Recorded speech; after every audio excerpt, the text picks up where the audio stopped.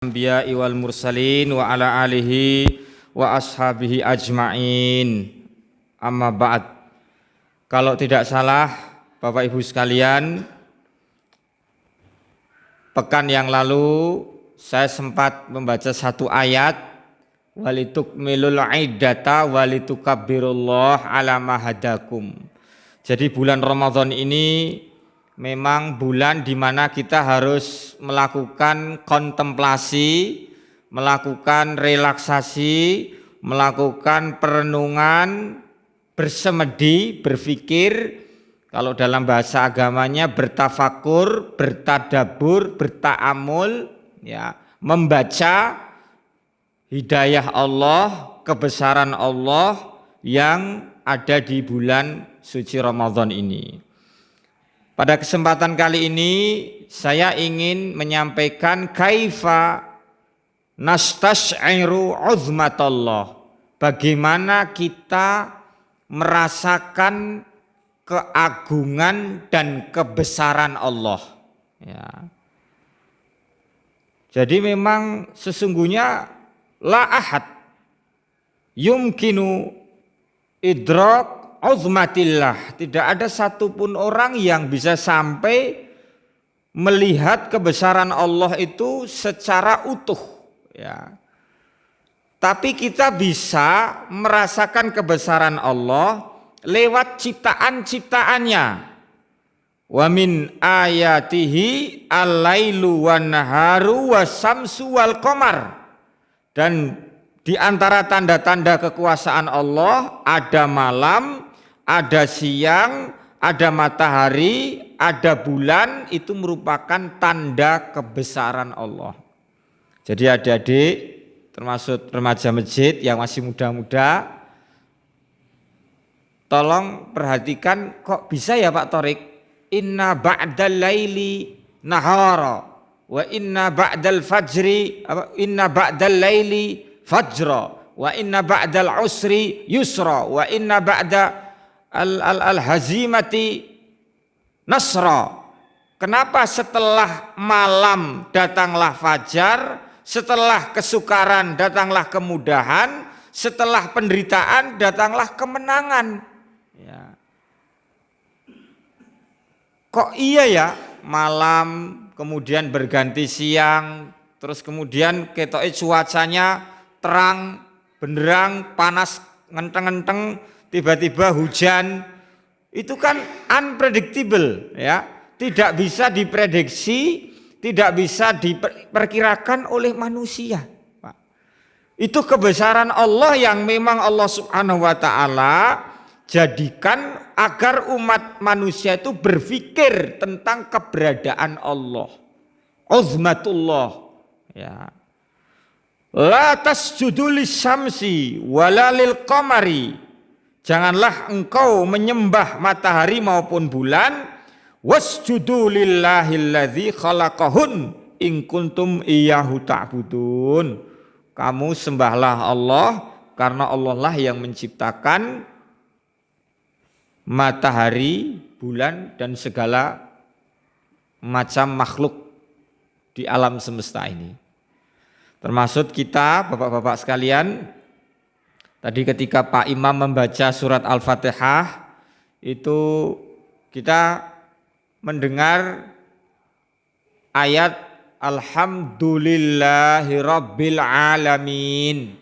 Termasuk alamin itu ya asyamsu, matahari, al-qamaru, bulan, al-lailu, an-naharu, dan apapun, Pak.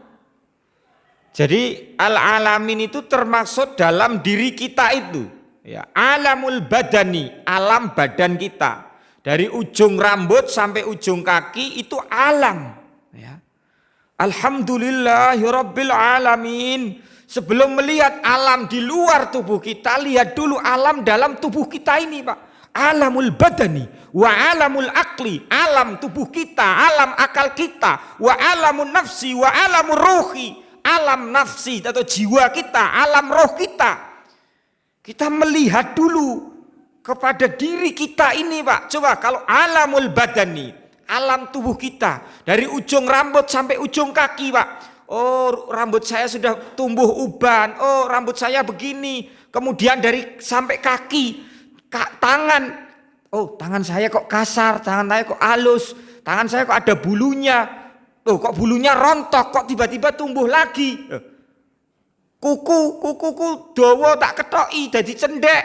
Terus jadi cendek terus jadi dawa meneh. Loh. Yuhyi wa yumit. Allah mengatur, Pak, alamul badani, alam badan ini Allah atur sedemikian rupa.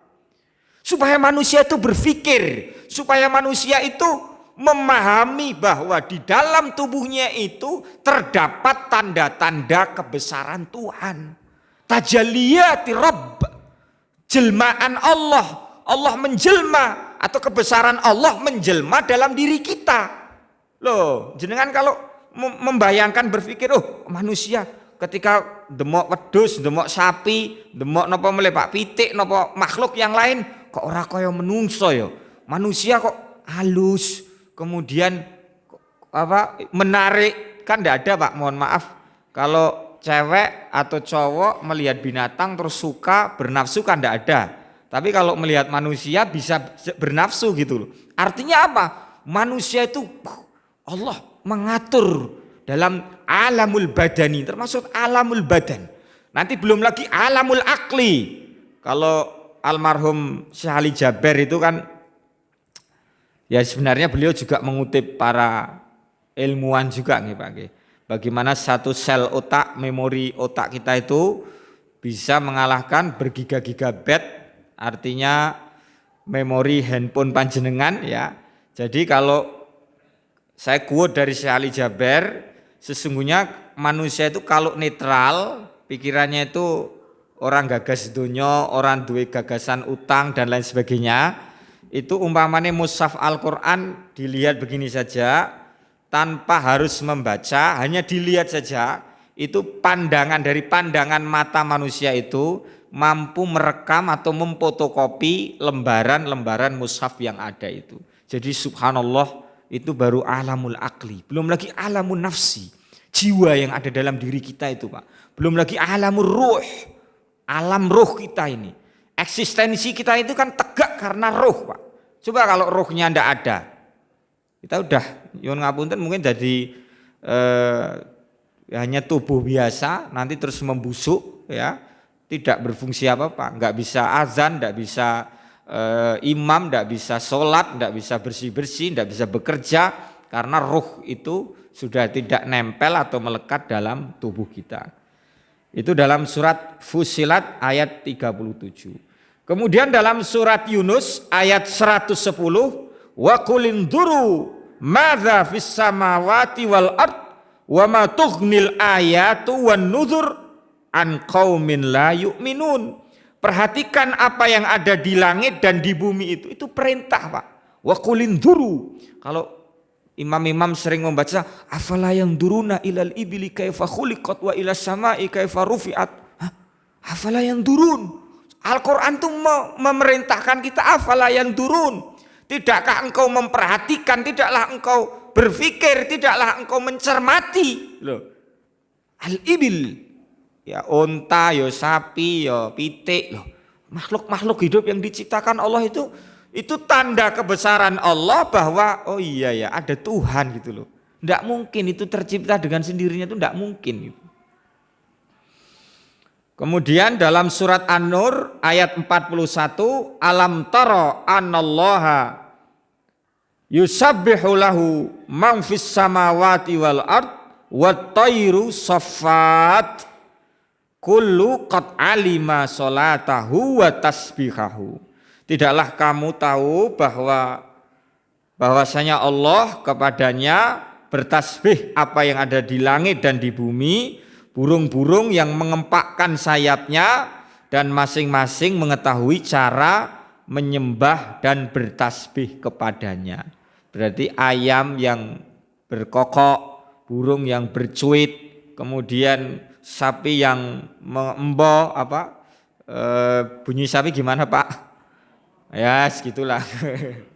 Kemudian kambing yang membek-embek dan lain sebagainya, itu semuanya makhluk-makhluk Tuhan itu tahu caranya bertasbih, caranya menyembah, bersolat kepada Allah Subhanahu wa taala. Lah manusia juga gitu. Manusia itu makanya kalau dalam ilmu kitab Ta'lim Muta'alim itu, ilmu yang wajib pertama kali dituntut itu adalah ilmu mengenal Tuhan. Ilmu syariat. Jadi meskipun jenengan ahli kimia, ahli matematika atau ahli hard sciences yang lain ya, tapi please yo ngerti carane wudu, carane salat, carane ngerti pangeran, carane nyembah pangeran, carane poso, nggih Pak nggih. Itu tahu, paling ndak itu gitu loh. Kalau masalah tafsir, kemudian ulumul hadis, mustalahul hadis, kemudian ilmul badi, ilmul bayan, ilmul ma'ani dan lain sebagainya, itu spesialis. Ada orang-orang tertentu nanti yang mempelajari itu. Tapi kullu muslim la budda min ilmil ahwal. Setiap muslim harus tahu ilmu ahwal, Pak. Ilmul hal itu artinya ilmu yang berkenaan dengan mengenal Allah. Sifat-sifatnya Allah enten pinten. Kemudian setelah sifat asma Allah itu ada berapa, dikenal satu-satu. Ar-Rahman, Ar-Rahim, Ar-Rahman, Ar-Rahim. Kemudian Al-Mujib, Ar-Razzaq, Al-Fattah, Asy-Syakur, As-Sabur, Al-Ghani, Al-Mughni. Kemudian apalagi banyak Pak, Ar-Rasyid ya, Dzal Jalali wal Ikram dan lain sebagainya. Itu juga mengenal ya, termasuk cara mengenal Allah Subhanahu wa taala. Nah, bagaimana agar diri kita itu tidak lalai dalam memahami, menyadari kebesaran Allah. Sebagai seorang mukmin, ada beberapa hal yang ingin saya ungkap di sini. Ada 4 hal saja. Secara singkat saya sampaikan. Asbab adam ta'zimillahi subhanahu wa ta'ala. Sebab-sebab kita tidak mampu memahami jalalatillah, kebesaran Allah, keagungan Allah. Yang pertama, diingat-ingat, irtikabuz dzunub. Orang sering melakukan perbuatan dosa. Wal wuqu' fil ma'asi, sering terjerumus pada perbuatan maksiat. Hadhihi dzunub hiya sabab fi kulli mihnatin wa bala'in.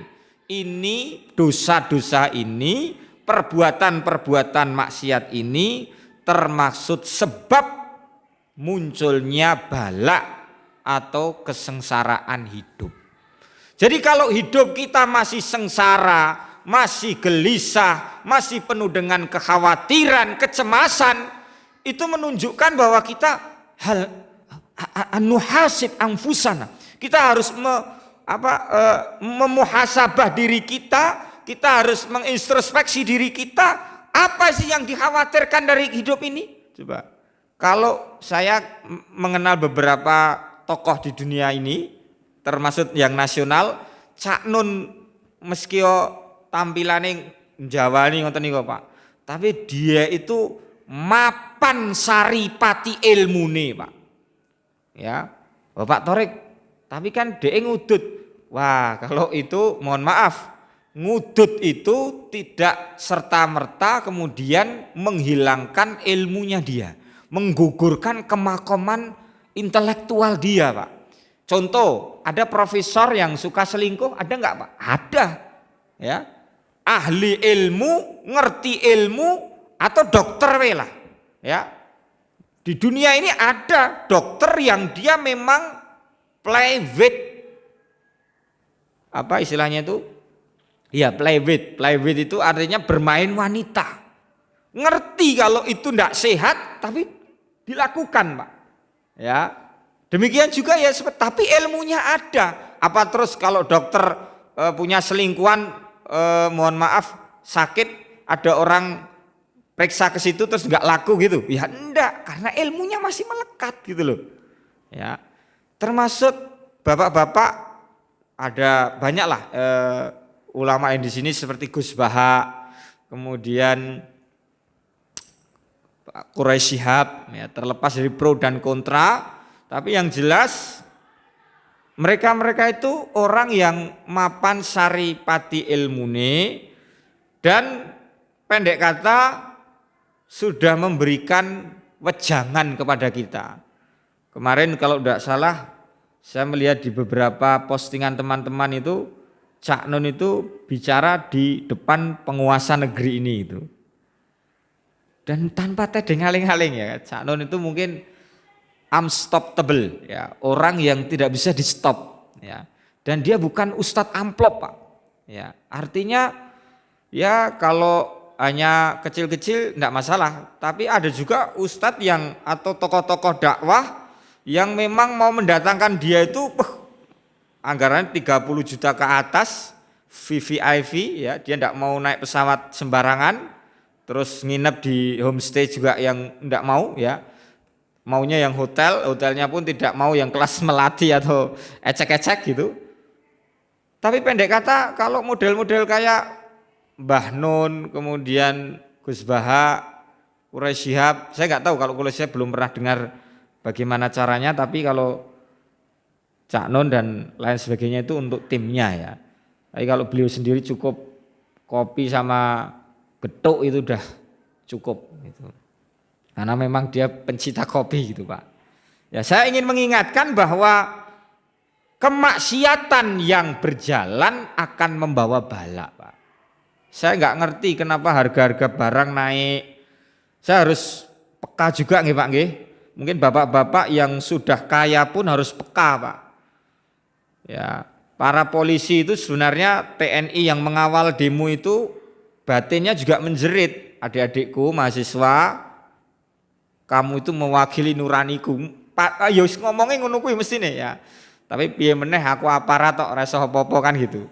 Jadi artinya memang tuntutan masyarakat itu gini loh Pak. Kita itu kan ladang kelapa sawit banyak, tapi minyak larang. Aku ya ora ngerti kok iso ngono kuwi.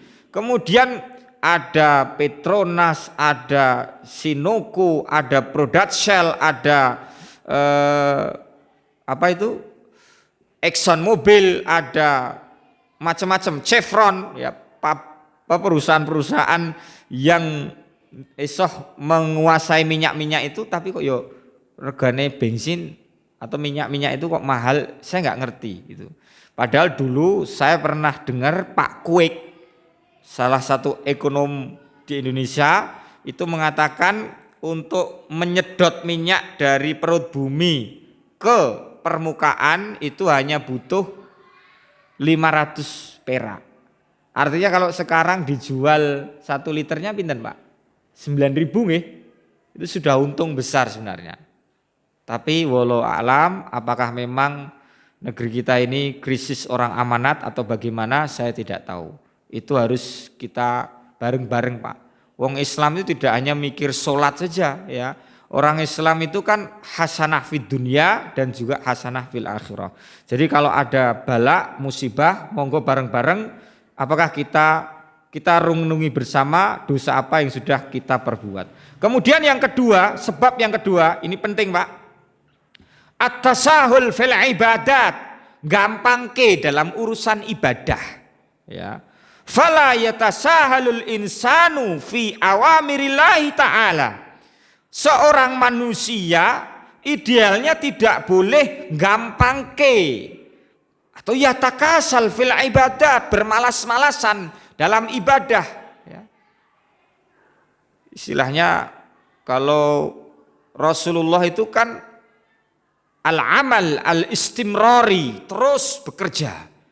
Wal ibadah al-istimrariyah, ibadah terus menerus. Tidak ada hidupnya Rasulullah itu berhenti dari ibadah, berhenti dari bekerja, tidak ada. Selama ruh masih di kandung badan, ya kita harus beribadah terus, meskipun dalam diam kita Pak. Diamnya kita ini memang ibadah, zikrullah, berpikir tentang ciptaan Allah, berpikir tentang keagungan Allah di lingkungan sekitar ini. Kok ada manusia seperti Pak Torik ya, ada manusia seperti Pak Harto, ada manusia seperti Pak Dwi, ada manusia seperti Ustadz Azam, ada manusia seperti jamaah yang lain. Loh, mikir. Beribadah itu tidak hanya sholat, beribadah itu tidak hanya membaca Al-Quran, beribadah itu tidak sebatas berbakti kepada orang tua. Tapi ada amal-amal ketaatan bernilai ibadah. Setiap apa yang diridhai oleh Allah, ibadah. Ya, jadi jangan gampangkan lah masalah, apalagi masalah sholat, itu tidak boleh digampangkan. Kemudian yang ketiga, secara singkat, adamu tadabburi ayatil Qur'ani inda qiraatihi. Lah ini yang sering orang lupa, Pak. Tidak mentadaburi ayat-ayat Al-Qur'an saat membacanya. Saat Pak Imam tadi membaca beberapa penggal surat Al-Muzammil, ya. Saya juga sedikit banyak faham maksudnya, ya. Ya memang membaca Quran itu faqra'u ma tayassara min atau ma tayassara minal Quran, ya. Kemudian apa yang kamu kerjakan dari kebaikan itu pasti di sisi Allah kita akan mendapati, ya. Artinya mohon maaf, orang sering lupa ini, Pak.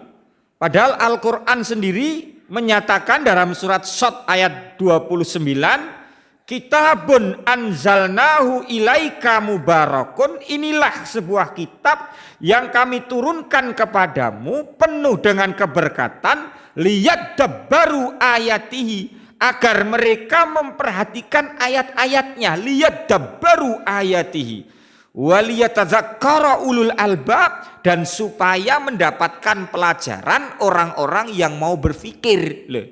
Jadi ketika membaca Quran ditadaburi, diperhatikan, diambil pelajarannya, Pak. Quran bicara tentang surga, Quran bicara tentang neraka, Quran menggambarkan orang-orang yang jujur, Quran menggambarkan orang-orang yang berdusta, Quran melaknat orang-orang yang zalim, Quran melaknat orang-orang yang berdusta.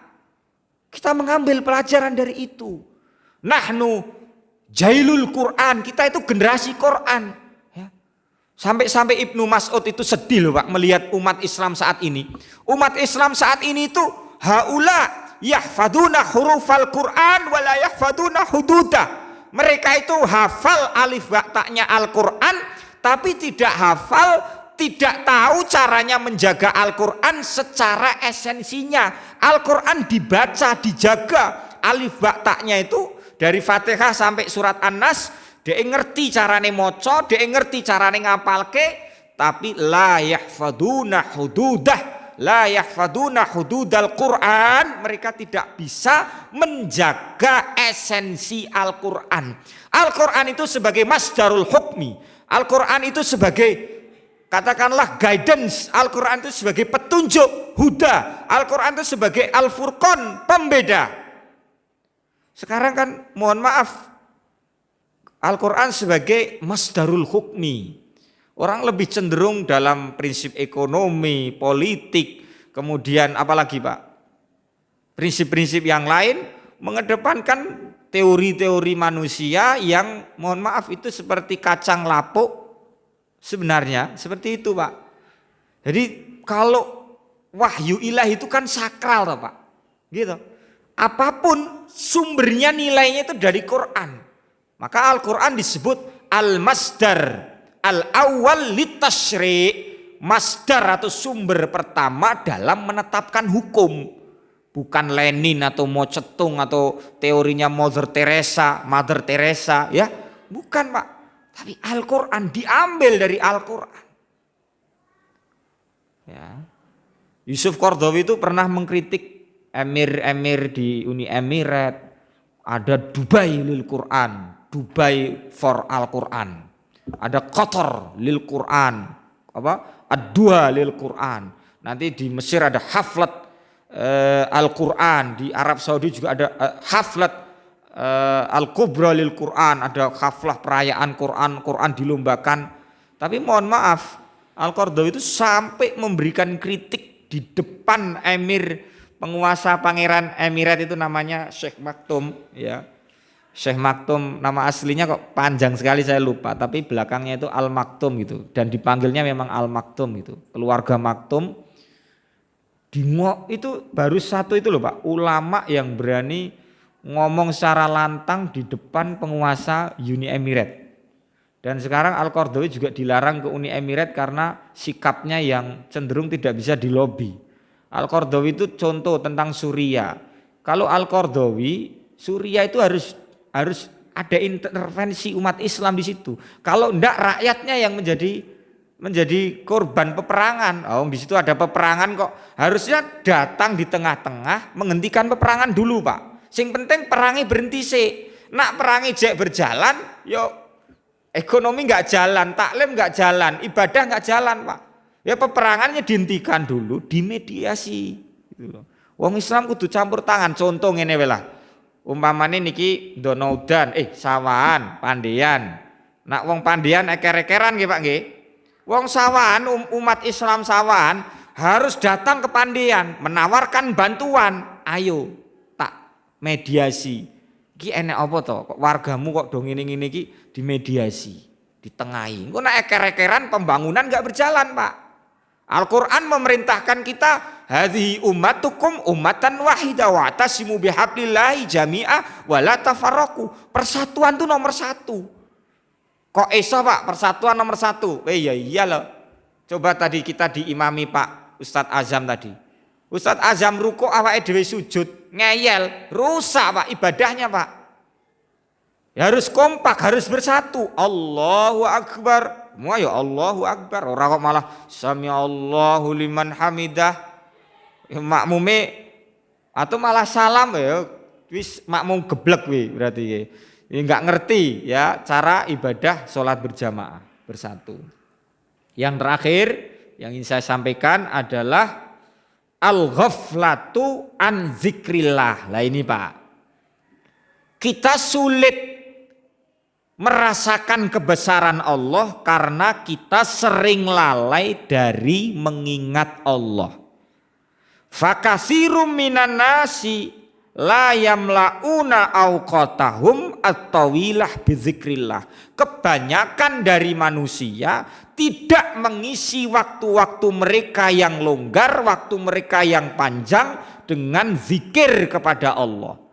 Wa minhum man idza sabbaha wa kabbara wa zakarallah amatan lam yakhsha qalbuhu lizikrillah.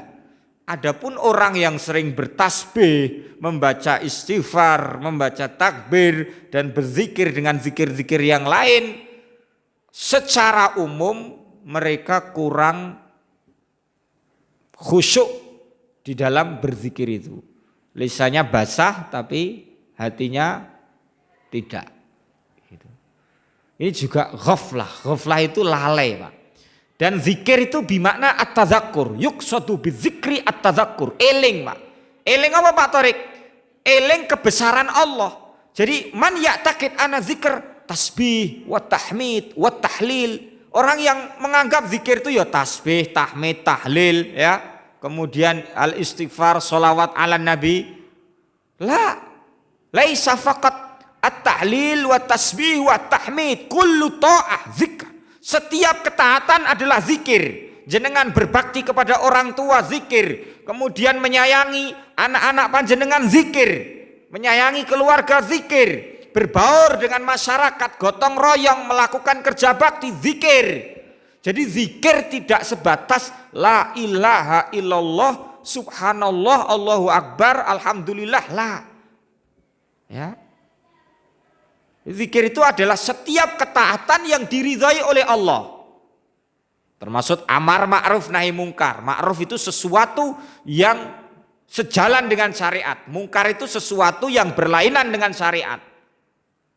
Al-adl, al-amru bil adl wa nahyu anidz zulm. Ya, memerintahkan keadilan, mencegah melarang dari kezaliman. Bahkan dalam suatu hadis itu, kalau nggak salah dari saya lupa riwayatnya apa, tapi ini sangat terkenal sekali, ala ukhbirukum bi khairi a'malikum. Rasulullah sampai bertanya pada sahabat,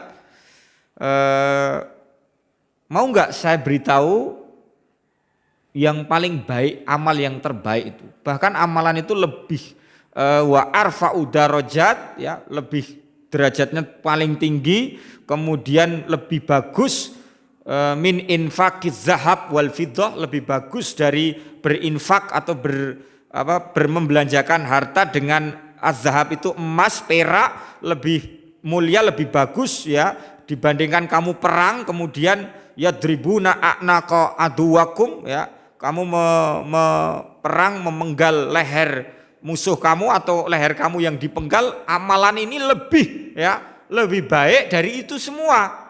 Bala ya Rasulullah, iya ya Rasul.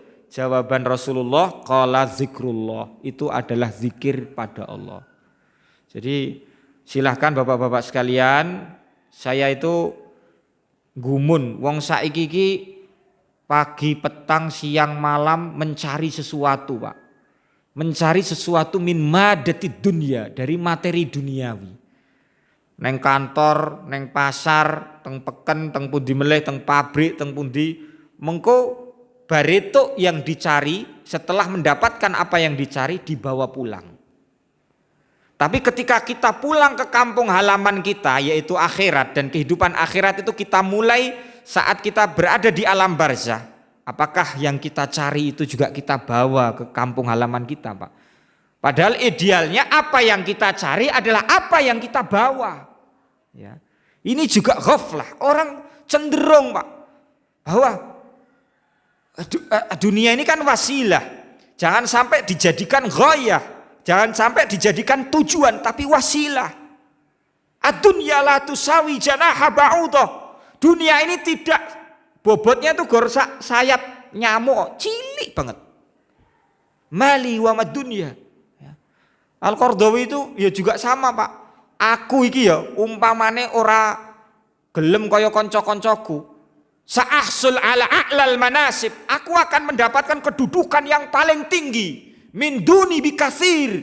Ya, teman-temanku itu kalah dengan saya.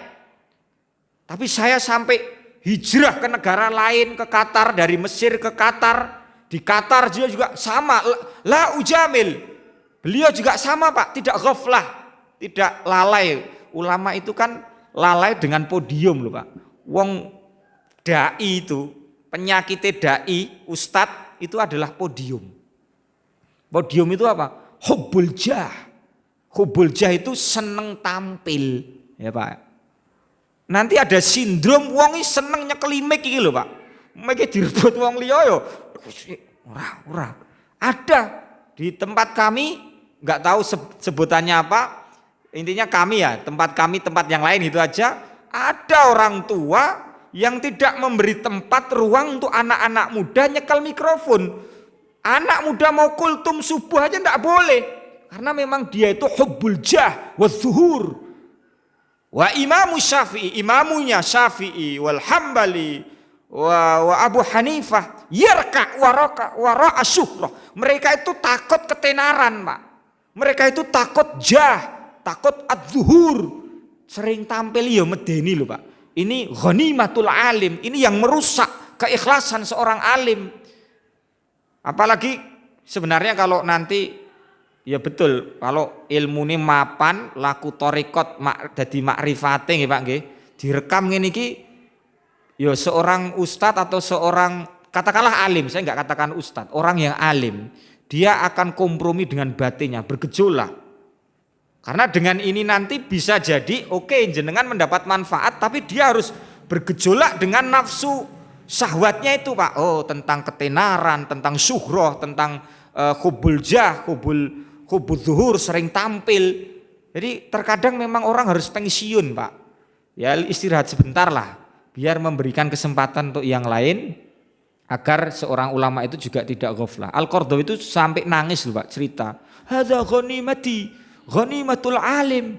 Jadi dia itu sampai meneteskan air mata, dia takutnya itu di dunia amalnya sudah kelihatan banyak, dia seorang pendakwah, tapi di akhirat berkurang karena hubbul jah, hubbul zuhur, hubbut tazahur, ya, hubbul mansib dan lain sebagainya.